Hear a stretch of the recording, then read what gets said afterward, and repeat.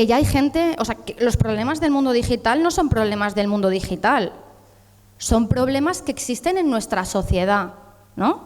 Quiero decir, antes había periódicos, tú ibas al kiosco, comprabas el periódico y también había gente que compraba un periódico y no sabía quién había detrás, ¿no? Tampoco había información para saber diferenciar desde qué lado político se está diciendo qué, porque no se nos ha enseñado en eso. Ahora vemos que la hiperrealidad, que el mundo digital no es que cree problemas, es que acentúa problemas que ya existen. Y no sabemos lo que recibimos en Internet, ¿qué es? ¿Es información? ¿Es dato? ¿Es un bulo? ¿Es la opinión random de una persona que no tiene ningún tipo de veracidad ni de experiencia ni te está dando ningún tipo de fuente? Eso también ocurría ya, ¿no?, en la tele, eso ocurre en los medios tradicionales, también hay bulos, eso ocurre también en los periódicos, también está la opinión random de un señor que no sabemos por qué está ahí, ¿no? Pero en el mundo digital se acentúa y vemos que ya hay gente que solo se informa por las redes sociales y vemos que hay gente que solo busca información por TikTok, ¿no?, que su buscador es TikTok. Entonces tenemos que estar. Hay una parte que hay que desterrar, ¿no?, que es esta idea de la infantilización de las redes sociales, de que en las redes sociales solo hay niños bailando. Esto ya se ha acabado, ¿no? Y creo que hay buenos ejemplos en la política que están demostrando que se puede llegar, ¿no? Y por ejemplo, pues son Zora Mandoni de Nueva York, está haciendo unas campañas brutales, buscarle, porque cómo está llegando, sus vídeos parecen vídeos de una persona, un cantante de trap, pero es un político y llega a la gente de una manera increíble, ¿no? Los Verdes en Reino Unido con Zach Polanski, otro ejemplo buenísimo de cómo hay que llegar a la gente, ¿no? No se pide que hagas un ping-pong o te pongas a bailar, ¿no?, sino que llegues con maneras creativas. Con esto de ser creativo, de verdad, reincido, porque se hablaba mucho de las cámaras de eco. ¿Os suena esto de las cámaras de eco? De que en las redes sociales solo nos llega lo que pensamos, las ideas iguales a nosotros, solo te va a aparecer lo que tú dices que te gusta. ¿Os suena esto? Esto ha cambiado un poco, ¿no? Cuando la gente me pregunta esto, yo digo, sí. Cuando yo le doy like a la tarta de limón, me salen 800 tartas de limón. Con la política funciona diferente en las redes sociales. Antes había el engagement, lo que tú das like te sale y se repite, y eso funciona con las cosas mundanas.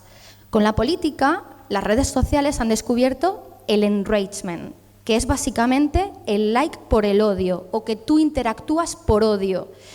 Y se han dado cuenta de que sacan más dinero cuando muestras algo que piensan totalmente contrario a ti y que te va a generar odio, que cuando te muestran algo que te gusta. Entonces, claro que hay cámaras de eco con las overnight oats, ¿no?, los desayunos estos de avena y las tartas de limón y no sé qué, pero con la política no está funcionando tanto así y hay que tenerlo en cuenta. Y no se nos puede olvidar que con este ser creativos, cuando hacemos política en redes sociales, estamos jugando en campo enemigo. Porque tú haces política en la calle y son espacios públicos, pero hacer política en redes sociales es hacer política dentro de empresas privadas que tienen algoritmos, que tienen valores, que tienen sesgos y que está diseñado precisamente para que nosotros no ganemos tanto, ¿no? Entonces, bueno, estos son unos puntos iniciales que quería poner encima de la mesa como por dar un marco general de dónde nos estamos moviendo ahora mismo en la comunicación digital y lo importante que es estar y seguir denunciando a través del mundo digital y no hacer una competición de estar en la calle o estar en Twitter o estar en Instagram. Hay que estar en todos lados, hay que llegar a todo el mundo. Y en ese sentido creo que se necesita educación más que nunca para que la juventud y el resto de personas, porque ¿quién no se ha comido un bulo o quién no ha visto un vídeo de inteligencia artificial y no sabe qué es inteligencia artificial, ¿no? Esto sigue pasando porque todavía está sin regular. Por eso más que nunca necesitamos educación para saber diferenciar esto, para poder tener herramientas y conciencia crítica para que cuando nos enfrentemos a la información digital sepamos discernir qué es un bulo, qué es información y qué es un dato. Y yo creo que por aquí pues, podemos ir empezando la conversación por hoy.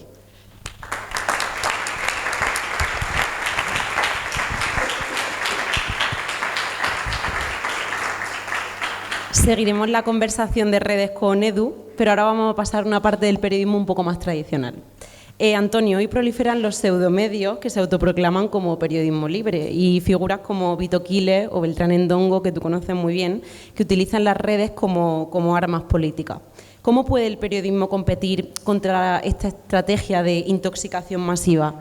Y por otro lado, los bulos son el combustible de los discursos de odio contra la comunidad LGTBIQ+, contra el feminismo, contra la población migrante. ¿Tiene el periodismo progresista que adoptar una posición abiertamente militante contra estos discursos de odio que proclaman Ayuso o Abascal? Hola, buenas. Bueno, gracias por invitarme, gracias. Perdonad un poco la voz, que estoy también, como casi todo el mundo, un poco enfermo y puede que por el camino la pierda, que tampoco sería ningún drama, y así me evito hablar mucho. Bueno, a ver, el periodismo, cuando se habla de periodismo militante, yo no entiendo el periodismo de otra manera que no sea con compromiso, y yo creo que a lo largo de toda mi carrera como periodista lo he demostrado, es decir, entiendo el periodismo como un compromiso con unos determinados valores, sobre todo basados en los derechos humanos y en ciertos elementos de justicia social que van asociados a la izquierda en mi caso, y obviamente si se entiende de esa manera es militante. Cuando se habla de militancia, periodismo militante, entiendo que hay mucha gente que a veces lo confunde con periodismo militante con partidos, y ahí sí que obviamente a mí jamás nadie me va a encontrar, como también creo que a costa de mi salud mental todo el mundo conoce y sabe, ¿no? Pero el hecho de que esos personajes que has nombrado, el periodismo tradicional es para ellos un enemigo, es que te eligen como objetivo y te eligen como diana.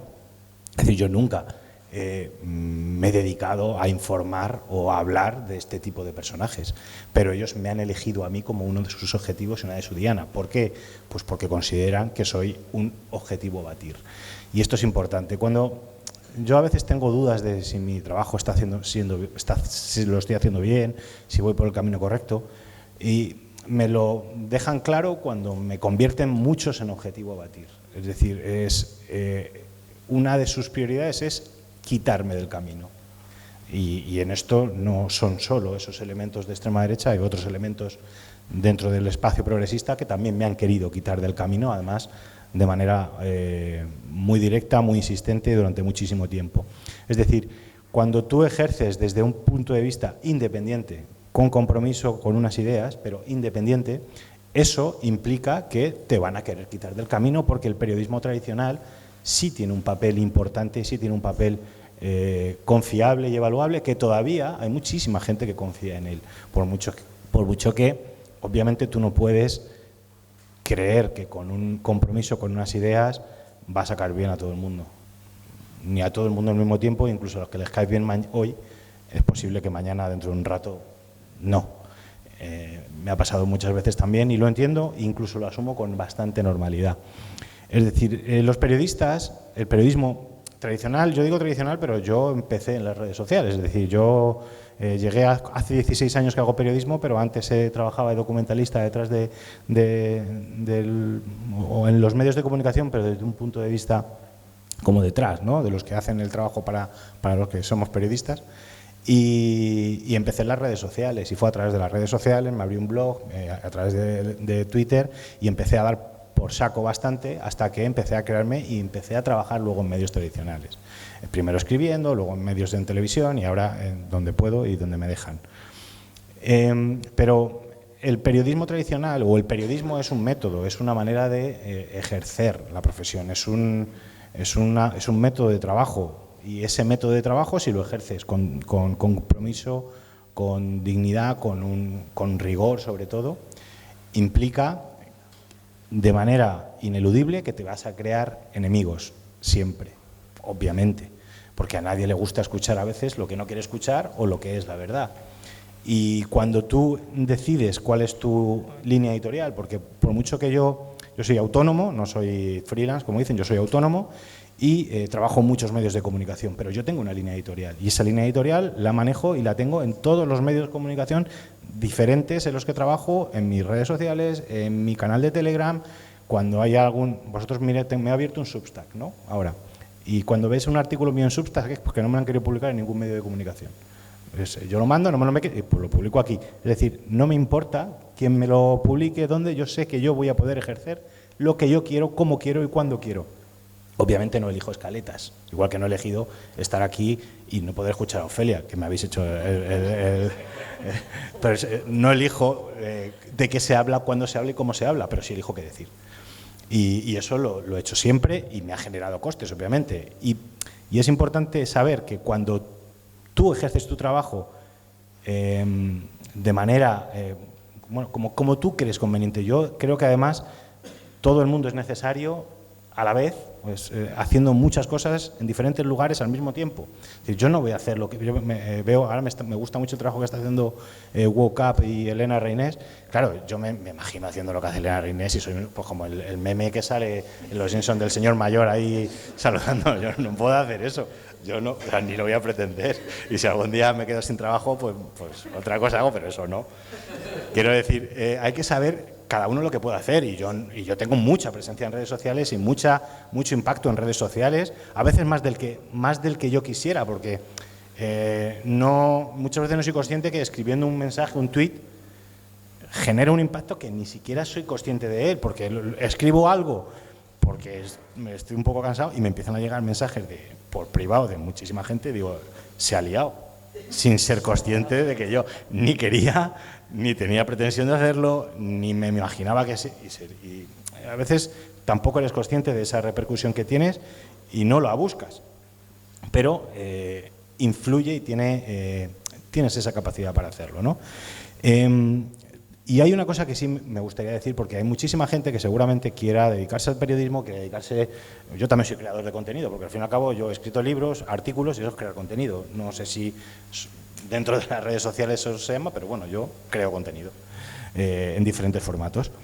Pero cualquier persona que se quiera dedicar o al periodismo o a crear contenido de tipo político, yo le quiero advertir y quiero hacer, porque hay una cosa que no se suele tener en cuenta y a veces nosotros no somos capaces de expresar, y es el inmenso coste emocional que tiene. Es devastador para la salud mental, y digo devastador. Y a mí me han quebrado, yo lo digo así, a mí me han quebrado, me han roto completamente y estoy en un proceso de recomposición. Pero cuando durante muchísimo tiempo estás expuesto con la opinión pública, recibes inputs negativos, no os voy a decir, pero también positivos, que a veces son más lesivos para la salud mental, las valoraciones positivas, que las negativas, porque te crees algo que no debes creerte. Os digo en serio, a mí me han hecho más daño muchas veces valoraciones positivas que negativas. Si os pongo el ejemplo del día que le tiré el micrófono a Vito Quiles, ese mismo día yo me sentí mal nada más hacerlo, porque no soy así. Pero fue llegar a casa y todo el mundo me estaba alabando esa acción. Y me creí que eso estaba bien, pero yo sentía dentro de mí que no estaba bien, porque no soy así. Y al final esa validación positiva que valida una dinámica de socialización tóxica que tenemos a veces los hombres, el uso de la violencia por la violencia, tenía un conflicto interno entre lo que yo sentía dentro de mí que me hacía daño y lo que me decía la gente que estaba bien. Y yo digo, pues si está bien, entonces era una manera de autoconvencerme de que estaba bien algo que en mí sentía que estaba mal. Todo eso te genera una disociación sobre lo que tú crees bueno para ti, lo que no, y acaba siendo muy lesivo, hace muchísimo daño, y ya no solo el hecho de que elegir, como yo he elegido, como una de mis líneas, combatir a la extrema derecha, pues obviamente también genera unos costes de seguridad.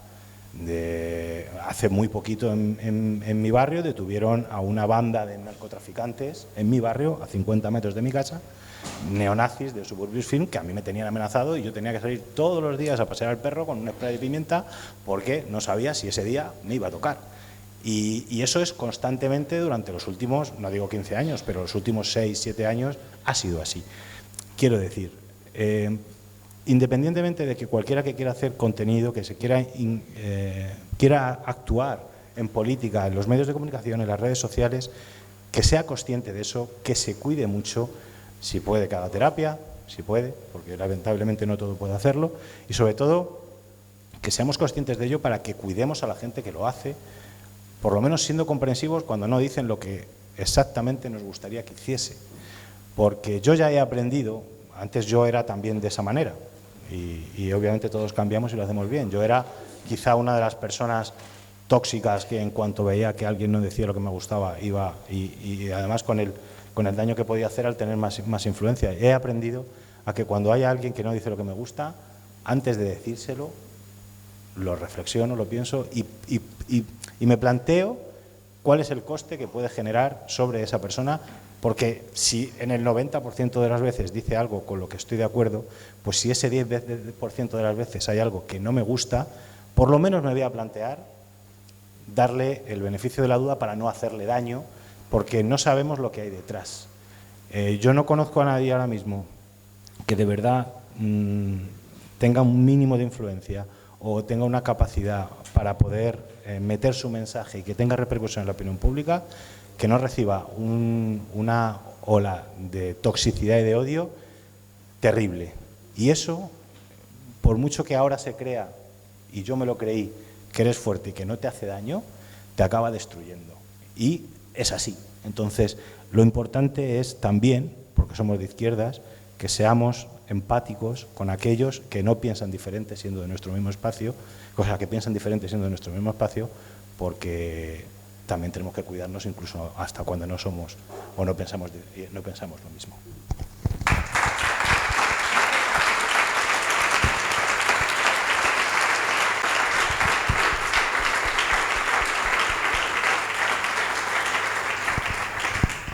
Muchas gracias, Antonio. Pasamos ahora a la parte como de comunicación política un poco más institucional.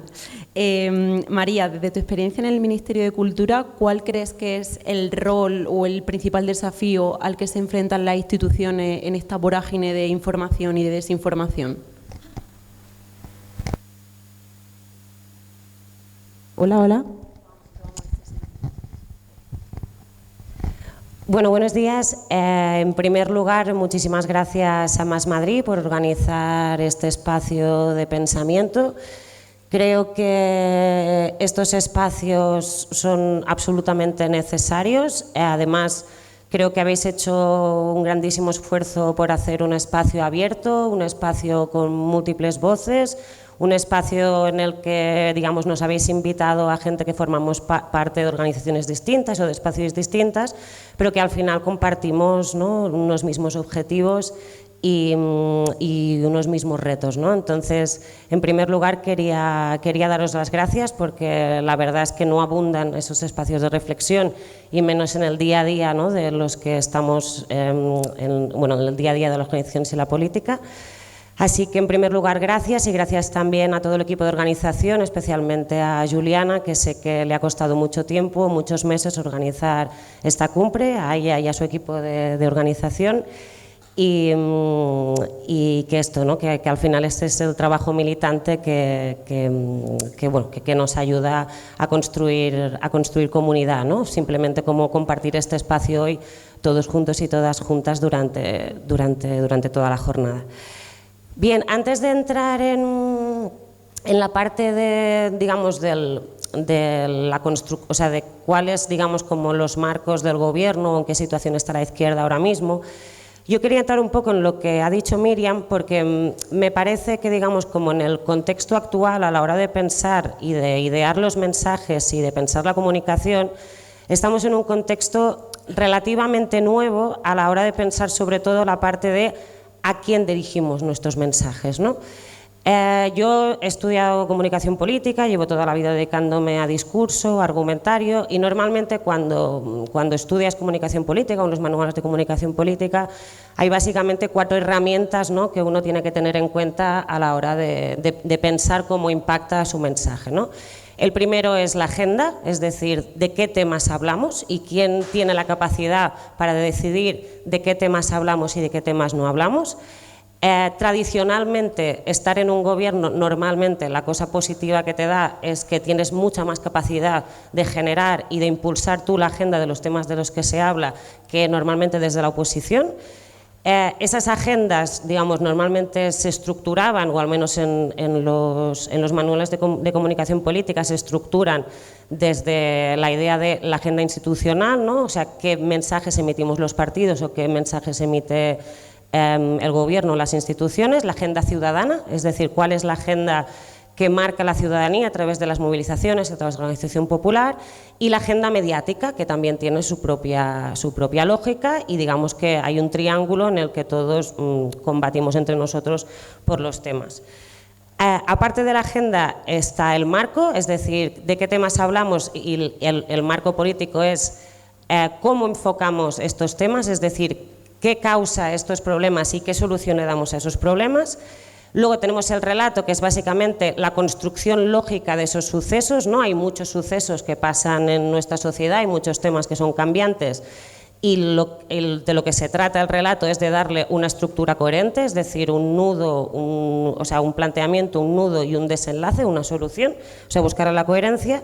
Y luego están los acontecimientos, que son como los grandes momentos o los grandes eventos que de alguna manera cambian todo lo anterior, ¿no? Aquellos grandes acontecimientos, por ejemplo, pondremos un caso reciente, la cuestión de Palestina, que cuando había una agenda, un marco y un relato en particular, todo eso salta por los aires y aparece, ¿no?, como una irrupción que nos cambia, digamos, los tempos y los temas.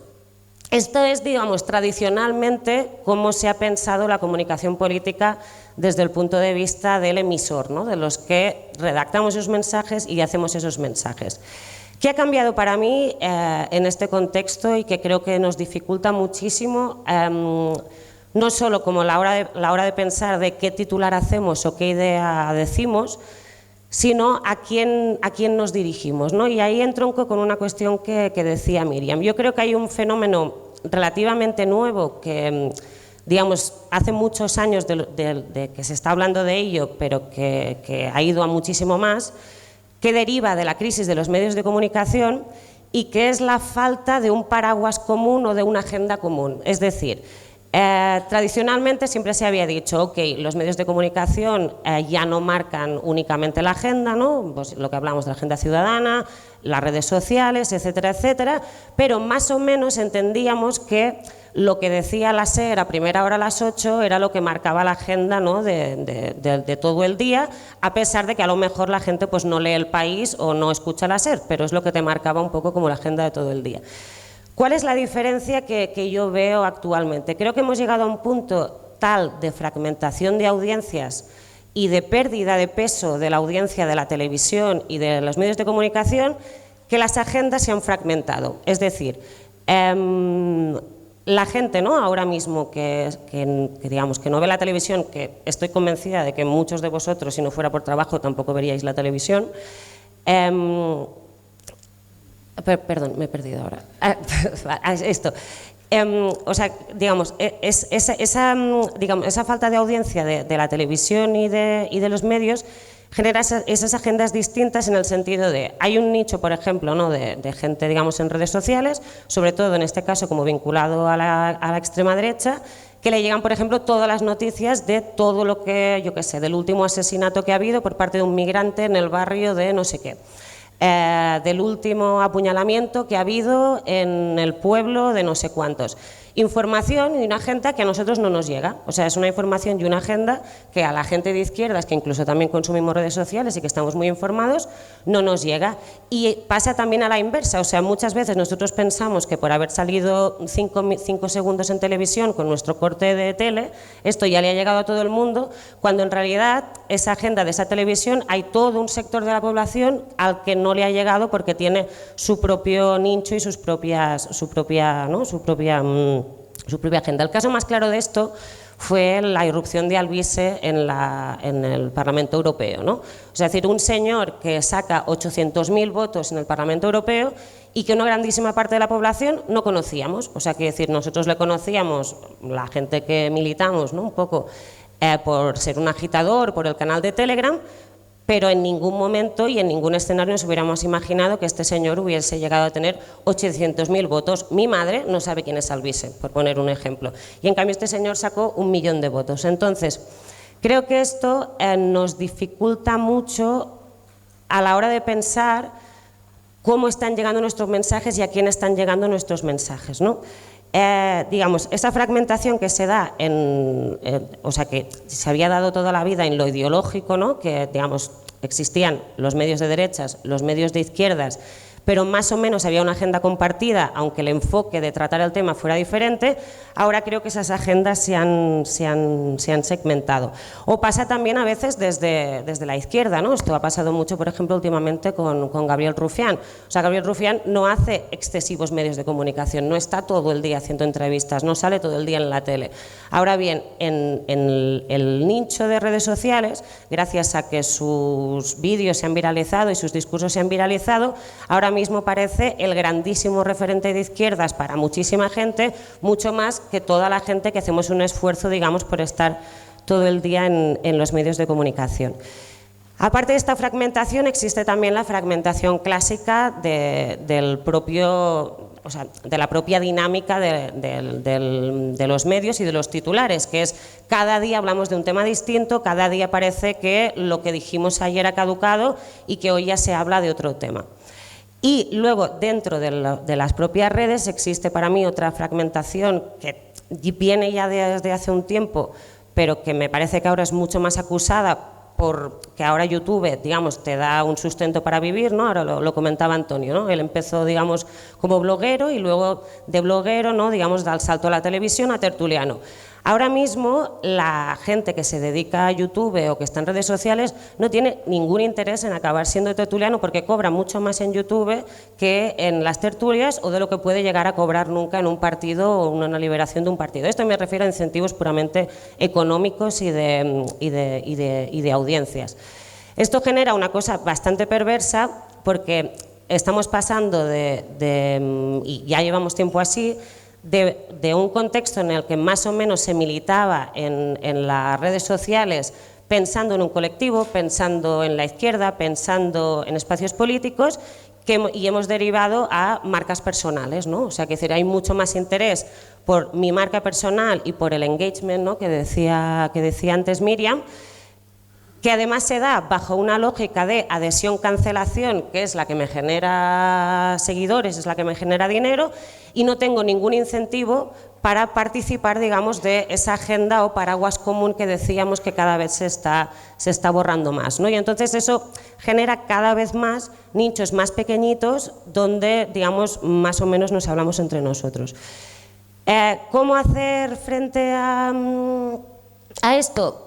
Creo que es complicado porque, como decía, a mí me parece un fenómeno bastante nuevo, pero creo que frente a la fragmentación lo que tenemos que hacer la gente que no solo que hacemos comunicación, sino que pensamos que frente a los individuos partidos y a los nichos partidos nuestra tarea, ¿no? es la de generar comunidad, símbolos y relatos compartidos.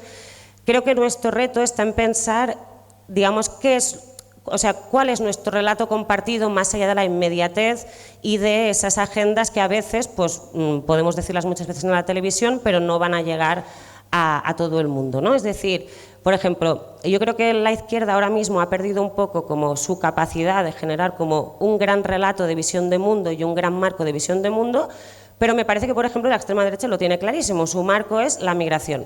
Es como, hables de lo que hables, el problema es la migración. La vivienda, demasiada gente por la migración. Saturación de los servicios públicos, es culpa de la migración. Palestina, guerra de civilizaciones, ¿no? y todo el marco que esto acompaña. Y si os fijáis, a veces incluso parece un poco como fuera de lugar, ¿no? A veces, ¿no? Cuando estamos en el Congreso, que, yo qué sé, hay un gran tema de conversación, ¿no? La agenda pública de ese día, pues va, no sé, del caso de corrupción X de Begoña. Pues tú ves a Abascal y Abascal pregunta por migración y están todos los días, o yo qué sé, Sílvia Orriols, por ejemplo, en Cataluña, ¿no? Que también es la extrema derecha nueva que se está formando en Cataluña, pues están todos los días hablando del mismo tema, dando la explicación del mismo tema. Entonces, sin evidentemente ver la extrema derecha como ejemplo de nada, pero sí me parece que ellos han encontrado dentro de toda esa fragmentación una manera de dotar de coherencia, ¿no? Una visión del mundo que es independiente de que cada día cambiemos los temas y que es independiente de las distintas agendas que florecen en los distintos nichos, ¿no? En ese sentido, y para tirar una optimista, yo creo que la izquierda, hemos recuperado como cierta posición de hegemonía a través del debate de todo lo que ha sido el debate de Palestina, ¿no? O sea, cuando decía la cuestión esta de las agendas, de la agenda institucional ciudadana de redes, creo que hacía mucho tiempo que no se daba esa convergencia como tan clara entre lo que sería la agenda de las izquierdas, la agenda ciudadana y la agenda también de las redes sociales, que ha acompañado a una generación de identidad que hemos recuperado, ¿no? De alguna manera como ese orgullo de ser de izquierdas, porque, digamos, no porque nuestros valores sean mejores, sino porque defendemos, ¿no? Una serie de valores y un mundo que podemos defender con la cabeza alta, ¿no? Que parecía que frente al clima, ¿no? de hegemonía de la extrema derecha, parecía que a veces íbamos con la cabeza baja con nuestros temas. Entonces yo creo que esta cuestión, todo lo que ha representado Palestina a nivel de valores y a nivel de mirada del mundo, es algo que no podemos perder en favor de una nueva agenda sobre cualquier otro tema, ¿no? El otro día, por ejemplo, estábamos hablando, bueno, como el tema de la vivienda y tal, del nuevo Real Decreto Ley que hemos hecho, y había gente que decía, hay que aprovechar, ¿no? Todo este contexto de movilización y decir, bueno, nos movilizamos por Palestina y ahora nos vamos a movilizar por la vivienda. Y creo que eso está bien, o sea, que decir, es muy importante que exista movilización en la calle y hay que aprovechar esos ciclos, pero me parece que Palestina nos abre un marco en relación al combate contra el marco de la guerra de civilizaciones, contra el marco de la migración, nos abre algo que creo que la izquierda hacía tiempo que no hacía, que era pensar más allá de nosotros mismos, pensar más allá de nuestras identidades, pensar más allá de nuestros nichos y luchar por algo que está a miles de kilómetros de aquí, pero que nos mueve porque implica generar, ¿no? Implica la construcción de un mundo nuevo, implica valores como la paz, implica, ¿no? un marco como de convivencia y de un mundo diferente que creo que en los últimos años no había abundado, ¿no? Entonces yo creo que por aquí tenemos como la oportunidad, ¿no? De seguir generando como un relato ilusionante, un relato coherente y un relato sobre todo que nos permita combatir el gran marco de la migración en el que está instalado la extrema derecha.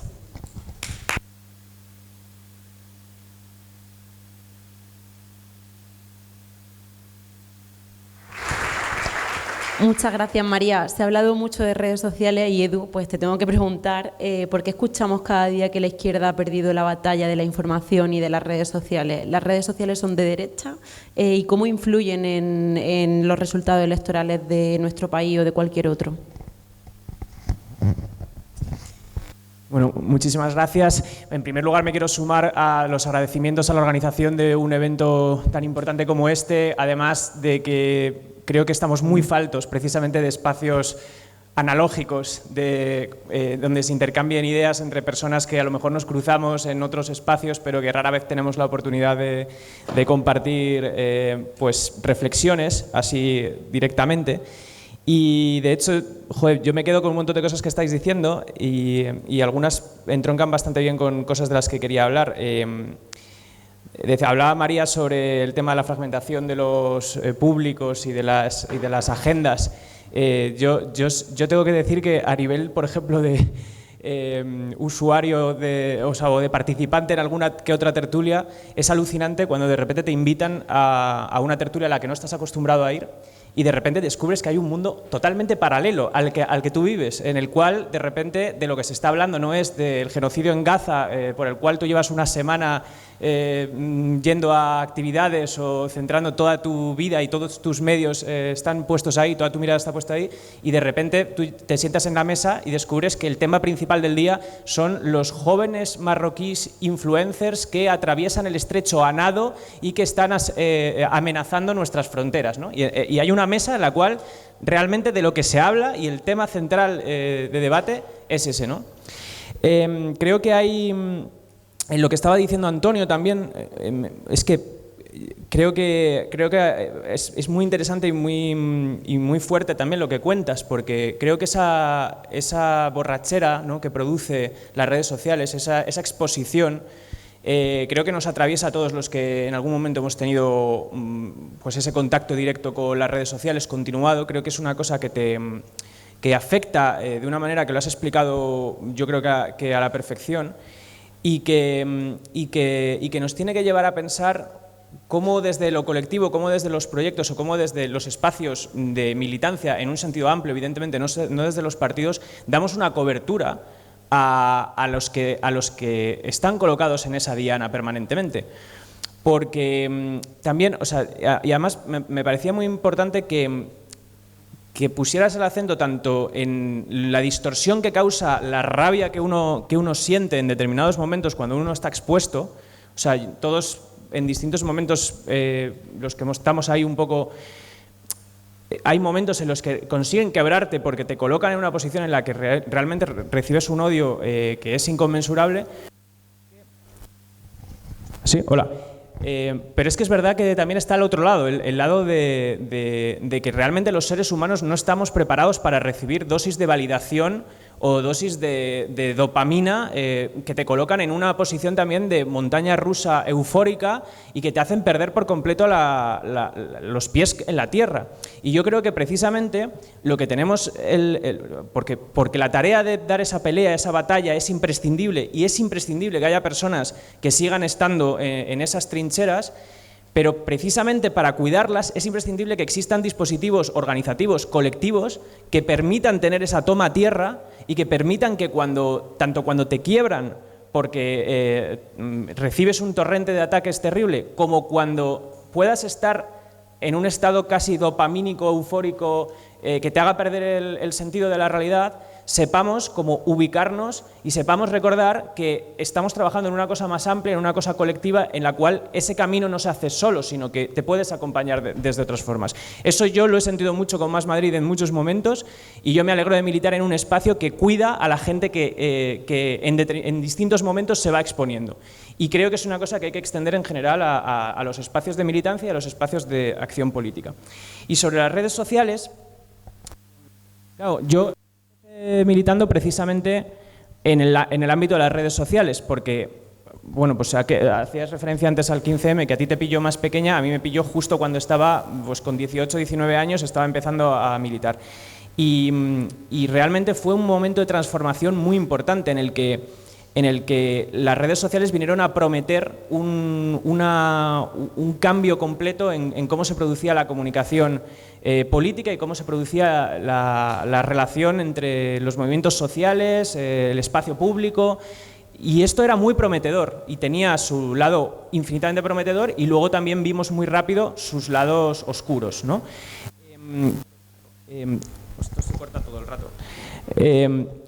Yo creo que en aquel momento había una situación de unidireccionalidad de la comunicación, en la cual pues había unos medios de comunicación X, periódicos, grandes grupos de comunicación, televisiones, que emitían una información de forma vertical, y había unos receptores de esa información.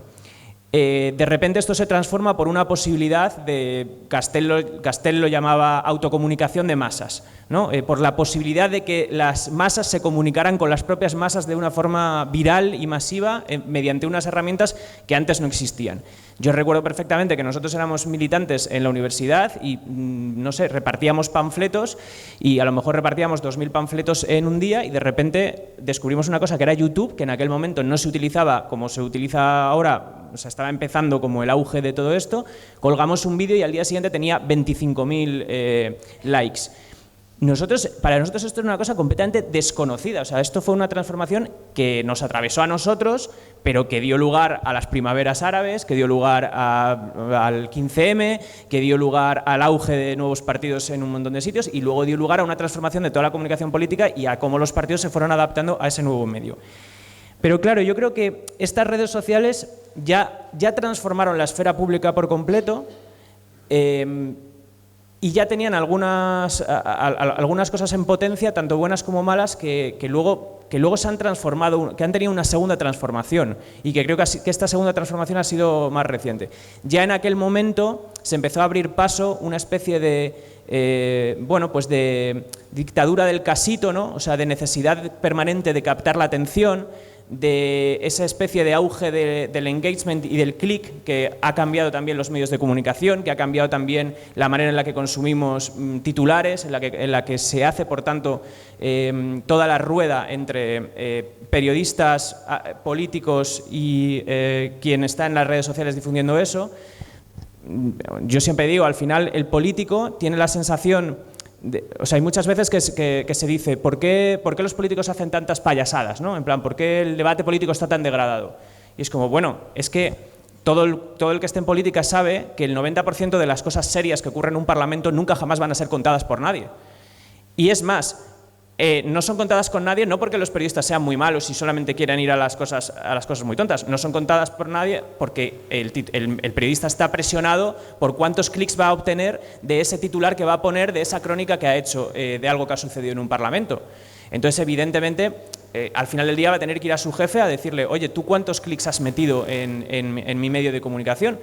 Y evidentemente, luego hay información que efectivamente en lo que clica es en aquello que es tiene una capacidad más poderosa para captar la atención y provocar ese...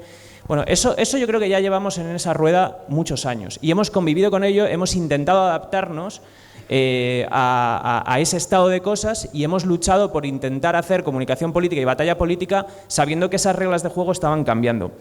De hecho, tampoco hay que pensar, todos los tiempos han tenido sus reglas de juego. Yo no creo que esto sea algo así como decir que antes los debates eran racionales y sesudos y ahora estamos movidos en una especie de atemperamento emocional que nos ha distorsionado a todos la cabeza. A ver, yo siempre he pensado que dato no mata relato, que la política tiene mucho de pasiones, que las pasiones en sí son algo consustancial al ejercicio de la política y que lo que hay que entender es en cada momento cómo se transmiten esas emociones y cuáles son las reglas y el medio que está también prefigurando la manera en la que ese proceso ocurre, pero no porque podamos caer en una especie de tentación racionalista de que hay una política pura que había antes de que vinieran las redes sociales a estropearlo todo, porque yo creo que ahí sí que nos equivocamos.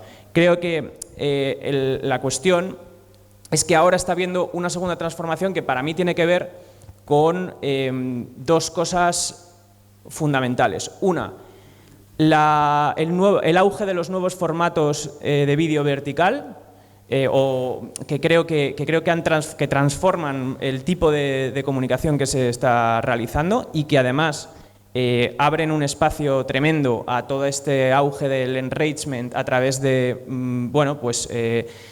la emisión continua de vídeos que te llegan a través de un algoritmo muy determinado.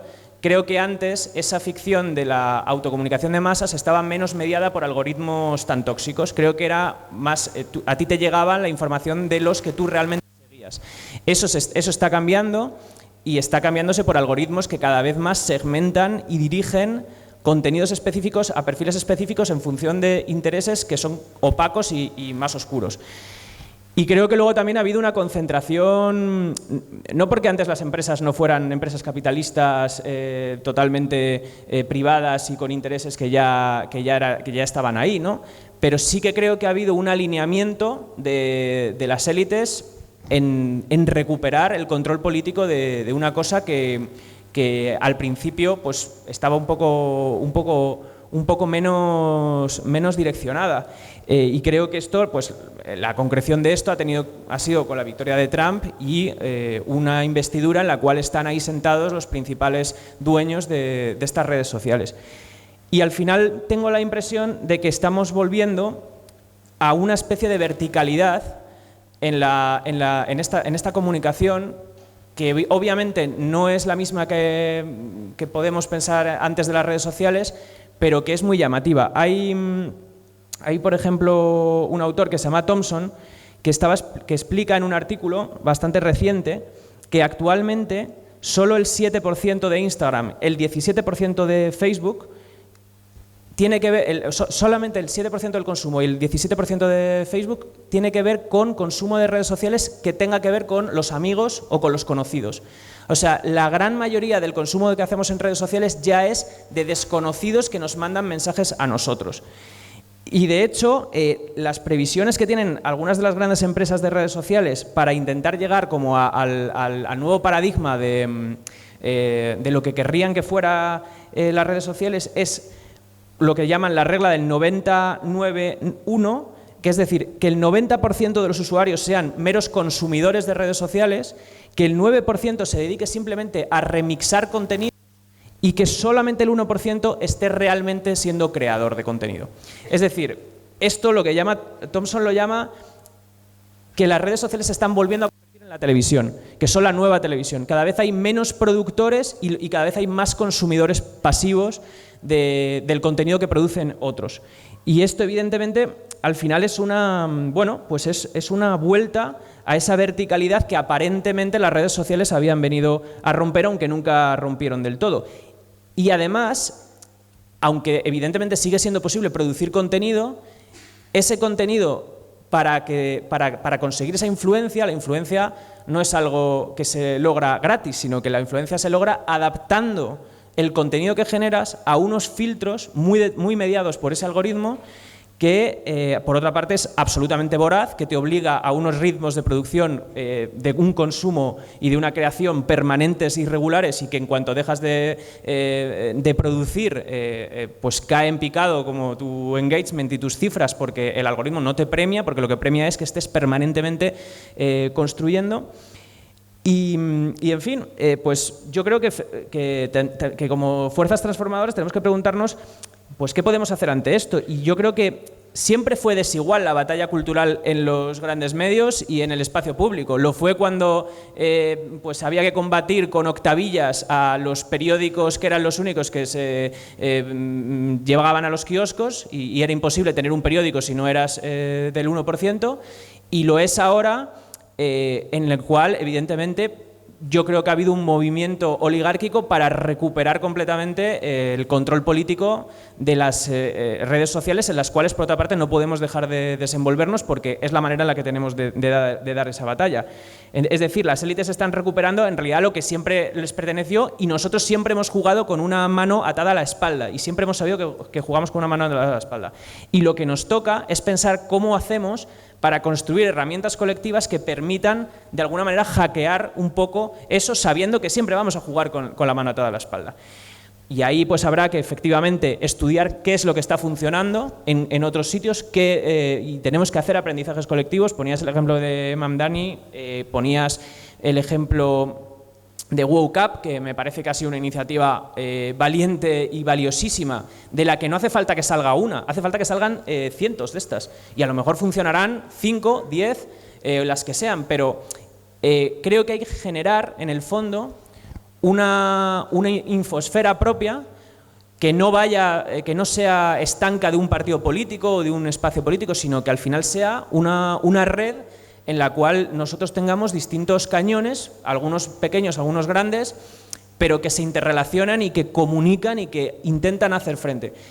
Claro, esto yo creo que no surge solo de la suma o de la yuxtaposición de individuos que hacen marca personal, que está muy bien, porque hay gente que con su marca personal hace aportaciones valiosísimas y se ha construido en torno a un canal de YouTube un nodo de batalla cultural súper poderoso. Pero yo creo que no basta con la yuxtaposición de personas individuales. Creo que hay que hacer un esfuerzo de pensamiento colectivo y sobre todo de inyectar en determinados proyectos recursos, porque cuando vemos, por ejemplo, cómo Estados Unidos ha sido determinante para la campaña de Trump, pues toda la red de influencers de extrema derecha que le han aupado, ahí también hay una ingente inversión de recursos por parte de quienes tienen interés en levantar esos proyectos. Entonces, desde nuestras posibilidades, creo que tenemos que plantearnos lo mismo. Creo que tenemos que generar esos proyectos, esos espacios en los cuales esa batalla se pueda desarrollar desde herramientas colectivas que no van a ser tan poderosas como las de Elon Musk, está claro, pero que creo que sí que, pues que tenemos que intentar construir y en eso tenemos que estar. Y nada, que hace falta pasta, hace falta recursos y hace falta, sobre todo, construcción colectiva para seguir dando esa guerra que no ha hecho más que empezar. Gracias.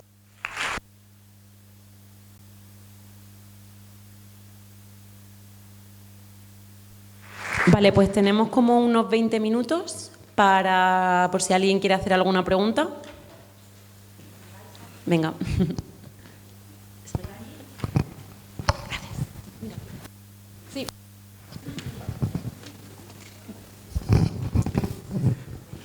Hola, buenos días. Me llamo Lalo y yo creo que esta es una pregunta para María. Es en relación con el cambio que se ha producido en Radio Televisión Española con todos los contenidos que da. Estáis hablando de la fragmentación de los medios y Radio Televisión Española ha cambiado muchísimo. Quiero decir, es posible que eso solamente afecte en general a las personas de mucha edad. Yo no suelo ver la tele, pero los avances en las audiencias son muy importantes. Y hay gente que realmente está diciendo que eso Televisión Española lo tenía que haber hecho hace muchísimo tiempo porque da una visión distinta desde el punto de vista de la información política que antes no se estaba dando. Muchas gracias.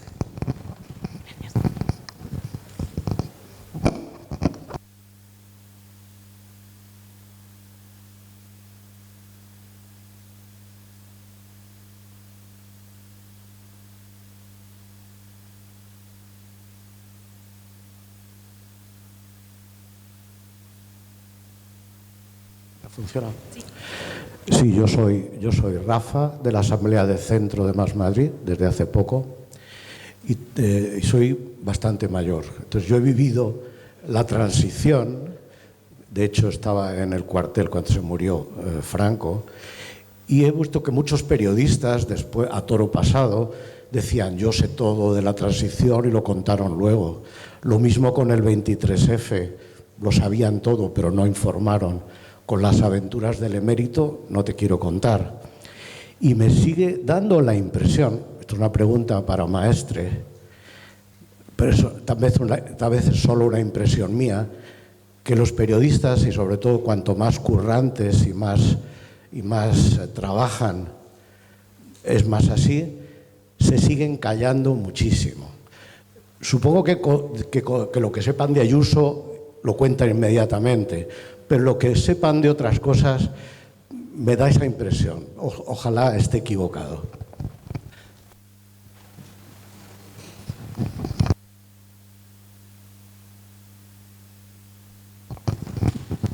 Hola, ¿qué tal? Lo he escrito para hacerlo lo más breve posible, ¿vale? A ver, uy, es que sí que va fatal, ¿eh? Soy Leticia de Puente Vallecas. A ver, escuchando se me viene a la mente el aforismo este tan manido de el periodista lo que tiene que hacer cuando le dicen que uno llueve y el otro no es abrir la ventana para ver si llueve y no darle voz a ambos, que está muy manido, pero muy de actualidad y muy válido. Pues yo creo que en estos últimos años ese abrir la ventana y ver si llueve se está percibiendo por buena parte de la población como equivalente al hazme caso a mí, que esta es la verdad. Y que, por lo tanto, ¿quién le asegura que esa es la verdad, que no es otro bulo, que no proviene de un periodismo pagado, etc.? Me refiero, por ejemplo, y un poco con lo que decía el compañero también, a la percepción que se tiene de Silvia Inchaurrondo, por ejemplo, ¿no? De periodista pagada a sueldo del gobierno y tal. ¿Qué podemos, o sea, sé que revertir estas concepciones para desarticular el sistema trampista de desinformación cada vez más estructural y estructurado en el que vivimos pasa por, pues eso, el descontento, el desapego, luchar contra esta serie de cosas, ¿vale? Pero ¿qué podemos hacer para, por seguir con el ejemplo de Silvia Inchaurrondo, que se la perciba como lo que es, una periodista íntegra que verifica y difunde información de manera imparcial para permitir que los ciudadanos tomemos decisiones correctas y conscientes?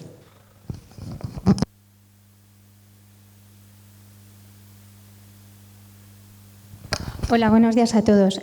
Soy concejala en un municipio de Madrid de 55.000 habitantes y una de las cosas que siempre me han llamado la atención cuando entré en política es que, bueno, me da la impresión de que la izquierda hemos sido muy condescendientes con el discurso de la derecha y la ultraderecha, con el marco lógico, ¿no?, que han tenido de comunicación. Estoy de acuerdo con que el tema de Gaza y de Palestina ha servido para crear un discurso ilusionante que aporte luz frente al malismo, pero yo es que una cuestión doble. Por una parte, ¿creéis que es posible o qué necesitamos desde la izquierda para romper ese marco lógico de la derecha que tan exitosamente han implantado? ¿Necesitamos más radicalidad, más imaginación?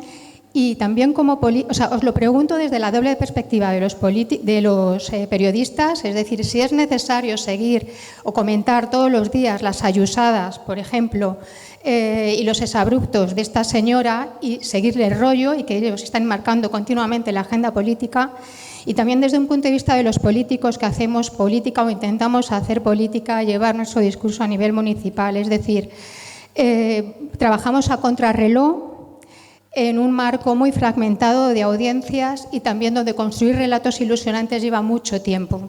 ¿Qué consejos nos dais?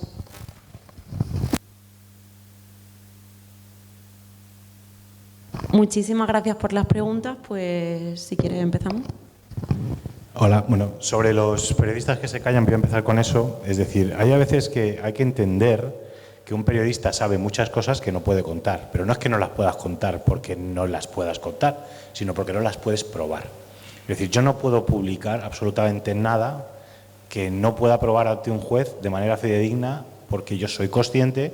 Yo, mira, en los últimos 10 años he tenido 12, 13, 14, 15 juicios, denuncias de todo tipo. En el último mes he tenido que ir 3 veces al juzgado. Quiero decir, a mí me ponen denuncias y querellas cuando digo la verdad. Imagínate si digo algo que no puedo probar perfectamente. Yo sé cosas que si las dijese ahora mismo, las sé, o sea, tengo plena consciencia de que eso es así, pero no te lo puedo contar. Porque si yo te lo cuento, pero no tengo el documento o la prueba que yo, cuando me denuncien, porque si lo cuento me van a denunciar, voy al juez y lo pruebo, soy yo el que va a asumir las consecuencias, y muy graves, de eso. Y sé que eso ha ocurrido, un caso de una reunión entre un juez y un político. Sé que ha ocurrido, lo sé, pero no lo puedo probar, por lo tanto no lo puedo contar. Si llega un día que alguien lo cuenta, digo, yo lo sabía. Pero porque a lo mejor él tiene la prueba, yo no la tengo. El día que la tenga, lo cuento. Pero es que nosotros, los periodistas, si nos queremos llamar a nosotros mismos periodistas, no podemos contar chismes. Y hasta que no tenemos la prueba, el documento, con 3 fuentes diferentes que no se conocen entre sí, que te lo dicen, o el documento, o la fotografía, o la confesión. Mira, te voy a poner un ejemplo sencillo. Yo publiqué hace muy poquito que OK Diario tenía un contrato con el lobby sionista ACOM de 75.000 euros, por el cual OK Diario tenía que publicar propaganda sionista que le decía ACOM, ¿vale? Yo ese contrato lo tengo desde 2019. Lo pude publicar hace poquito. ¿Por qué lo pude publicar? Porque una periodista de OK Diario la pude no engañar. Le hice una pregunta de una manera que di por hecho que tenía la confirmación absoluta de que eso existía. Ella cayó en la trampa y me confirmó que ese contrato existía. Entonces ya tenía el contrato y la confirmación, entonces lo pude publicar. Pero llevaba 5 años sin poder publicarlo y tenía el contrato en mis manos, pero no tenía la constancia de que ese contrato se hubiese firmado. Hasta que no pude constatarlo y no sabes la de vueltas que le he dado durante esos 5 años para poder hacerlo, pues no podía publicarlo. Si lo llega a hacer otro compañero después, digo, yo lo sabía, no es que me lo calle, es que no lo he podido probar. Hay que entender que el periodismo, vuelvo a decir, es un método. Y el método implica seguir unos procedimientos. Significa hacer diligencias informativas, significa hacer verificaciones. No es hablar, no es contar cosas. Es probar, es investigar. Es muchísimo trabajo, como yo entiendo el periodismo, como yo lo entiendo. O sea, yo entiendo que a veces, como yo salgo en televisión, la gente piensa que el periodismo es salir en televisión y opinar. No, eso no es periodismo. Eso no es periodismo. Periodismo es intentar publicar información desconocida y que tú has conseguido por unos medios y consigues constatar, probar y verificar sin ningún atisbo de duda que lo que estás publicando es cierto. Y yo publico muchas menos cosas de las que podría publicar con los estándares de The Objective, por ejemplo, porque yo sé que al día siguiente voy a estar en un juzgado. Porque a mí me quieren colocar, vamos, es habitual y no tengo ni siquiera recursos para pagarme abogados, todos los que debería, con todo lo que me llega. Si no fuese porque hay gente que hace militancia jurídica y me defiende pro bono, si no, yo no podría, no ganaría dinero para pagarme los abogados que necesito.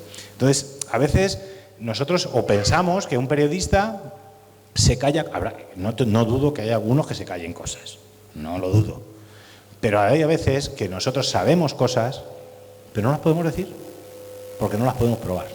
Y si no las puedes probar, un periodista no solo no debe, no puede hacerlo, sino que no debe si cree en el periodismo, si cree en el periodismo.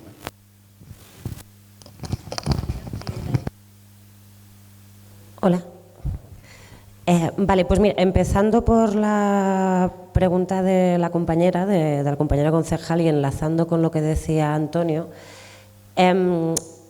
yo creo que para nosotros, o sea, cuando pensamos en cómo combatir a la extrema derecha o a sus filiales, ¿no?, tenemos una dificultad añadida, que es la que decía Antonio ahora, que es que para combatir a la extrema derecha no vale con copiar los métodos de la extrema derecha, ¿no? Hay una parte de la izquierda, hay una parte de la izquierda que para combatir la extrema derecha decidió que tenía que hacer lo mismo que la extrema derecha, ¿no? O sea, por ejemplo, lo que contaba Antonio del assetjament, no me sale en castellano, del asedio, ¿no?, a determinados perfiles, generar fake news, a veces, ¿no?, a través de portales directamente copiando los métodos de la extrema derecha.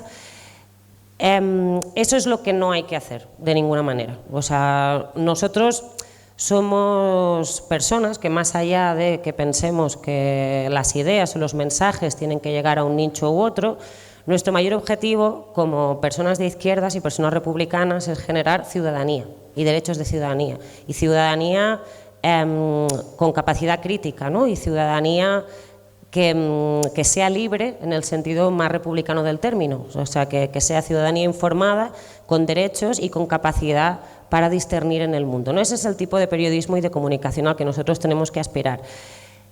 Es difícil plantearse, ¿no?, cómo combatir en esa arena si nosotros, pero ya te digo, no por una cuestión moral, sino porque desde esos mecanismos nosotros no vamos a generar, ¿no?, el ciudadano o ciudadana al que nosotros aspiramos, ¿no?, unos ciudadanos y ciudadanas libres.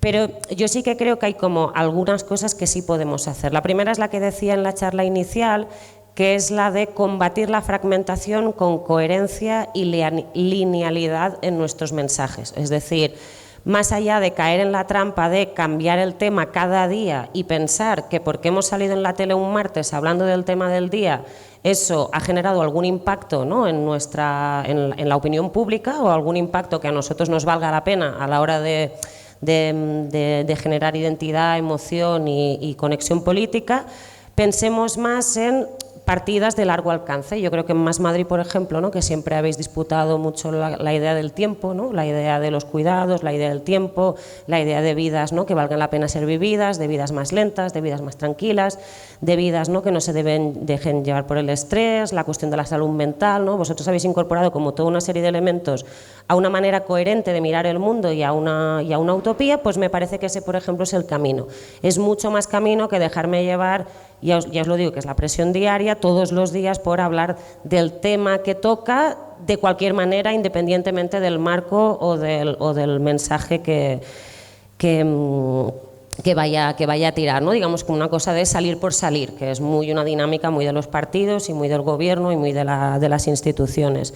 La otra cuestión es que creo que hay que regular, evidentemente, la parte de los medios de comunicación, las fake news, las audiencias. Eso es algo que ya es un proyecto del Gobierno, ¿no?, que se hizo a través del Plan de Acción por la Democracia y que pactamos con el Partido Socialista, que para mí, o sea, es verdad que se queda un poco corto, pero solo con que empecemos a regular, por ejemplo, que el debate, que no es un medio de comunicación, deje de recibir dinero público de las instituciones, o que la audiencia, ¿no?, como decía antes Edu, no sea el único medidor a la hora de destinar dinero público de la publicidad de las instituciones a estos medios, creo que algo habremos avanzado. Solo que podamos empezar a separar que Vito Quiles no es un periodista a la altura del resto de periodistas que están en el Congreso y por lo tanto a ese señor no se le deje entrar en una sala de prensa porque no es un periodista, y empecemos a separar lo que es periodismo de lo que no lo es, creo que algo habremos ganado. Y luego hay una parte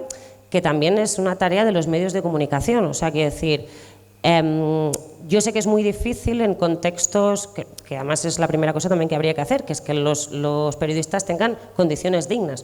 O sea, uno no puede hacer buen periodismo si tiene que hacer 30 piezas al día, 2 vídeos, cobra una miseria, que es lo que pasa en el periodismo en general, y luego le pedimos, ¿no?, a los medios una responsabilidad y una capacidad y tal. O sea, primero, condiciones dignas y medios dignos. Pero dentro de eso, es verdad que la crisis de los medios de comunicación no es solo culpa de la extrema derecha de las redes sociales. Los medios de comunicación también tienen mucha culpa de la crisis de legitimidad a la hora de ser actores, ¿no?, que construyan hegemonía. Y ahí tiene que haber también un volver a pensar si los medios tienen que caer constantemente en esa dinámica de la inmediatez, de las redes, del clickbait, de la fake news, en el que estamos inscritos. Y para eso necesitamos regulaciones que lo beneficien y también dinero, pero también recuperar un poco el orgullo y la ética del periodismo.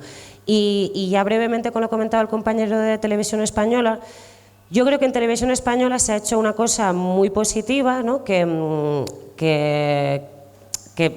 digamos, como que en Televisión Española siempre pasa lo mismo, ¿no? Sobre todo cuando gobiernan las derechas, se produce una descapitalización, ¿no?, de los medios públicos, no solo porque entiendan que Televisión Española o los medios públicos, como pasa en Telemadrid, tienen que trabajar al servicio de una ideología muy concreta y de sus tertulianos muy concretos y sus ideas muy concretas, sino porque para ellos es un proyecto ideológico y político la descapitalización de lo público, y entre lo público está Radio Televisión Española. Entonces, yo creo que en Televisión Española se ha hecho una cosa muy buena, que es básicamente invertir dinero, invertir en perfiles nuevos, ¿no? O sea, yo me acuerdo cuando se fichó a Broncano por parte de Televisión Española, el gran debate de cuánto había costado, ¿no?, el fichaje de Broncano, y era como, por el amor de Dios, es que esto hay que apoyarlo. O sea, pues claro que hacer buena televisión vale dinero, pues claro que contratar a gente que genere audiencias vale dinero. Entonces yo creo que aquí Televisión Española ha hecho una apuesta muy fuerte invirtiendo en capital, en buenos perfiles, en buenos programas, en buenos fichajes, y también en formatos un poco más jóvenes, que también, digamos, bueno, jóvenes, que parezco una vieja, pero, o sea, como que también dialogan con las redes sociales y dialogan también con las plataformas, que es RTV Play, ¿no? O sea, quiero decir, que tengamos una plataforma gratuita de la calidad de RTV Play, hombre, yo creo que es una grandísima noticia para el servicio público. Y además Televisión Española, y ahora con esto acabo, ha hecho, creo, una apuesta muy valiente, que era que en un contexto donde parecía que digamos, lo político cada vez interesaba menos, ¿no? Los formatos de mesas cada vez interesaban menos. Eso se ve, por ejemplo, con las audiencias de Al Rojo Vivo, con las audiencias de La Sexta, ¿no? Que siempre apostó mucho por este tipo de formatos.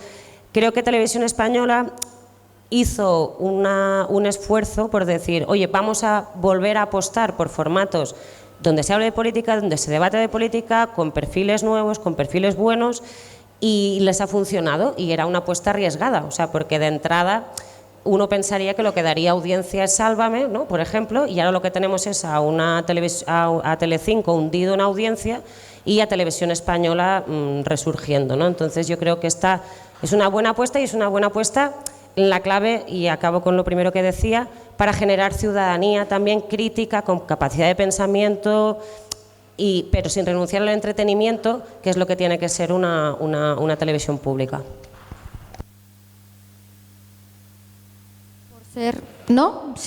Por ser muy breve, yo estoy dentro de esa estadística que solo ve la tele para ver La Isla de las Tentaciones.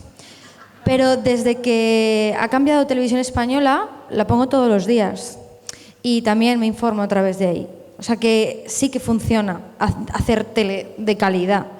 Y de nuevo, por responder aquí, ¿no? Yo creo que hay una parte que tiene sentido con lo que he dicho de La Isla de las Tentaciones, que es de sacar esta idea intelectualoide de la izquierda pesada, que va siempre con los conceptos a explicártelo todo. Que eso es una parte importante y necesaria que tenemos que hacer en estos espacios. Pero fuera, la gente quiere que se lo digas sencillo, que lo puedan comprender, que le hables de su vida, de su realidad, que lo que le cuentes sea su vida cotidiana, que la puedan tocar, que la puedan sentir, y que nos aleje de la idea de que los políticos de izquierdas nos hemos convertido en élites políticas. Hay que romper esa idea.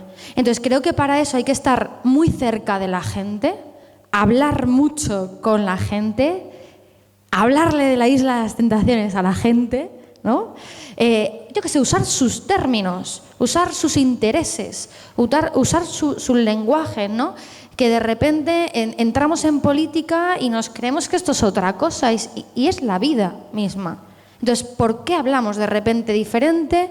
¿Por qué usamos conceptos que no se entienden? El otro día estaba en la asociación de vecinos de mi barrio y le contaba a la madre de una amiga mía que en un debate en la tele había ido un tío y había dicho que pagar impuestos era expropiar a la ciudadanía, que pagar el IVA era expropiar de capital a la gente.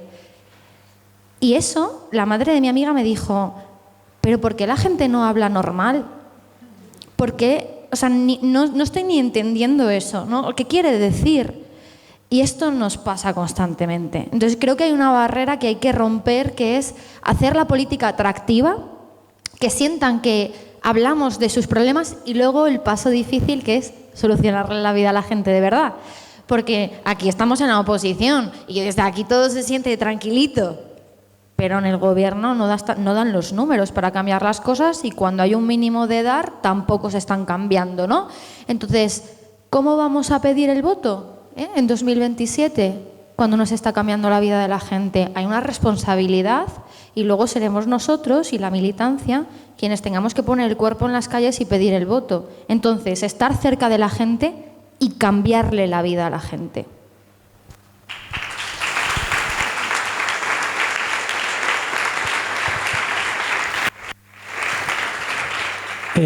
Nada, bueno, yo me quedo con esto de hay que contestar permanentemente a todas las burradas que dicen desde Ayuso o quien sea. Creo que nos movemos permanentemente en esa tensión.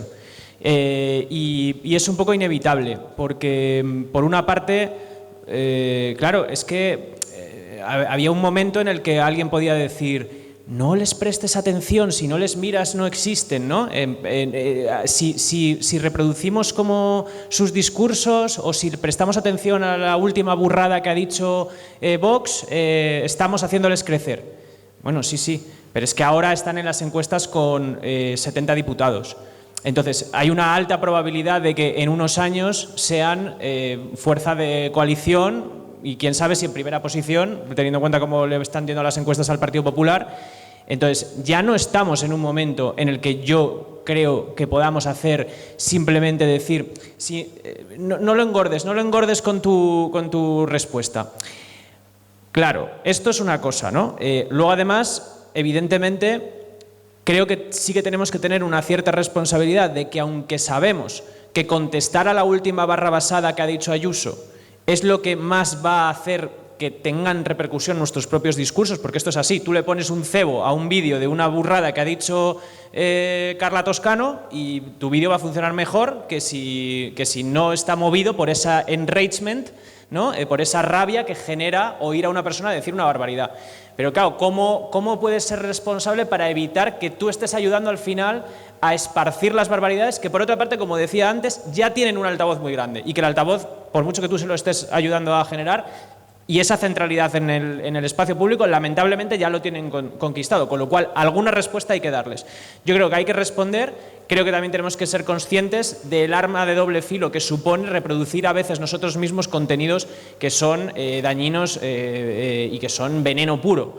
Entonces, ¿esto a qué nos tiene que llevar a pensar? A que contestar está bien, según cómo, pero que no es suficiente, que tenemos también que conseguir esa conquista de nuestra propia agenda setting, de nuestra propia agenda cultural, de nuestra propia agenda de batalla política, que abra cosas que les ponga a ellos a contestar. Y eso a veces es lo complicado, pero bueno, a veces se consigue. Pues yo creo que con salud mental se consiguió. Yo creo que una cosa como la reducción de la jornada laboral, pues es una cosa que les pone a hablar de cosas que ellos no quieren hablar, y les pone incómodos, porque es difícil, es un debate difícil para decir que no, que es que tú te vas a poner de parte de las empresas que no quieren que la gente trabaje, tenga 3 horas más aunque sean 3 horas más para conciliar. Entonces, creo que ahí, bueno, pues esa tensión nos estamos moviendo y recupero de nuevo a Mandami, que va a ser el próximo alcalde de Nueva York, porque también creo que está demostrando cómo se puede hacer una comunicación política basada en alegría, en sonrisa, en hablar de cosas que le importan realmente a la gente, poniendo problemas muy cotidianos en el centro de la agenda, ¿no? La carestía de la vida, y al mismo tiempo sin renunciar a una sola seña de identidad ni a una sola de las banderas que nos convierten en lo que somos. Porque también hay un peligro, que es momento contrahegemónico reaccionario y empezamos a replegar ciertas banderas. Y volvemos de repente a dar nosotros mismos pasos marcha atrás en cosas que teníamos clarísimos, en el feminismo, en la defensa de los derechos LGTB, de la diversidad, en el apoyo a los migrantes. Uy, no hablemos de migrantes, no vaya a ser que No, es al contrario, es ahora cuando tenemos que poner más firmes las fronteras.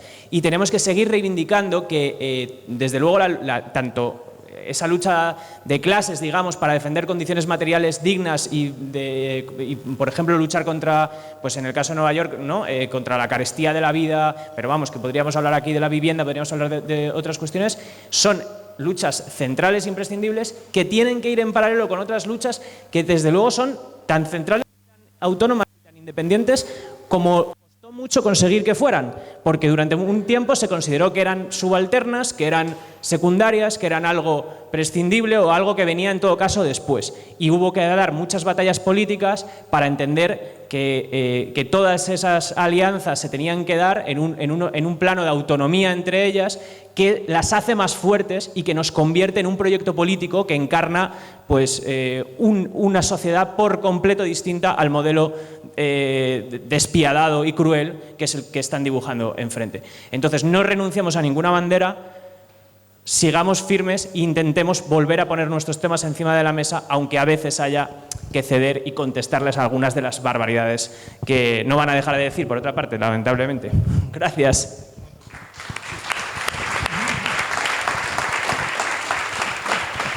Mira, yo un tip muy rápido sobre cuándo contestar y cuándo no. Mira, yo te pongo el ejemplo de lo que yo suelo hacer, a mí me escribe todos los días columnistas de derechas que no lee nadie, me mencionan para insultarme si no tengo 3 por día, en columnas de Dios, Jeopardy, del Mundo, gente que no es nadie, y que me mencionan para que yo entre y al entrar les dé visibilidad.